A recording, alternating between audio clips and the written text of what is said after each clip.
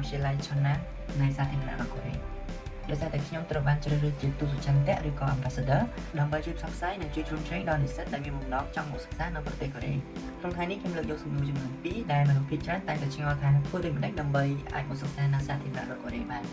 អញ្ចឹងខាងក្រោមនេះគឺជាវិធីដែលអ្នកនរគ្នាអាចដាក់ពាក្យដើម្បីមកសិក្សានៅសាធារណរដ្ឋកូរ៉េបានទី1គឺការដាក់ពាក្យតាមរយៈអាហារូបករណ៍ GKS ទី2គឺការដាក់ពាក្យតាមរយៈអាហារូបករណ៍របស់សាកលវិទ្យាល័យផ្ទាល់ចំពោះទី3គឺការដាក់ពាក្យតាមរយៈអាហារូបករណ៍របស់ KOICA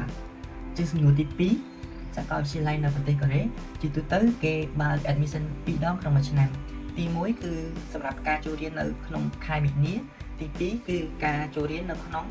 ខែកញ្ញាអញ្ចឹងបើសិនជាអ្នកនរគ្នាចង់ចូលរៀននៅក្នុង admission នៅក្នុងខែ3អញ្ចឹងអ្នកនរគ្នាគួរតែត្រៀមឯកសារផ្សេងៗហ្នឹងចាប់ពីខែតុលាតទៅហើយបើសិនជាអ្នកនរគ្នាចង់មករៀននៅក្នុងខែកញ្ញាចូលរៀននៅក្នុង fall semester ចឹងបងប្អូនគ្នាគួរតែត្រៀមខ្លួនឲ្យបានយ៉ាងហោចណាស់ចាប់ពីខែមេសាតទៅដើម្បីឲ្យបងប្អូនគ្នាអាចចុះឈ្មោះតាន់ពេលវេលាហើយចំពោះ process ផ្សេងៗខ្ញុំនឹងប្រាប់អ្នកទាំងអស់គ្នាលម្អិតនៅក្នុងវីដេអូក្រោយៗទៀតឈប់ខ្ញុំមានឱកាសល្អមួយចង់ចែកម្លែកទៅអ្នកទាំងអស់គ្នាដោយអ្នកទាំងអស់គ្នាបានដឹងអញ្ចឹងថានៅក្នុងខែ3ហ្នឹងមានការចាប់ផ្ដើមជំនាញថ្មីអញ្ចឹង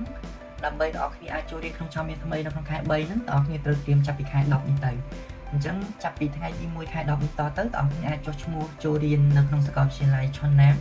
ហើយបើបងប្អូនមានចម្ងល់អីផ្សេងៗតាក់ទងនឹងការដាក់ពាក្យការសរសេរ application ផ្សេងៗបងប្អូនអាច comment នៅក្នុង comment ខាងក្រោមឬក៏អាចផ្ញើសារមកខ្ញុំផ្ទាល់ក៏បានដែរ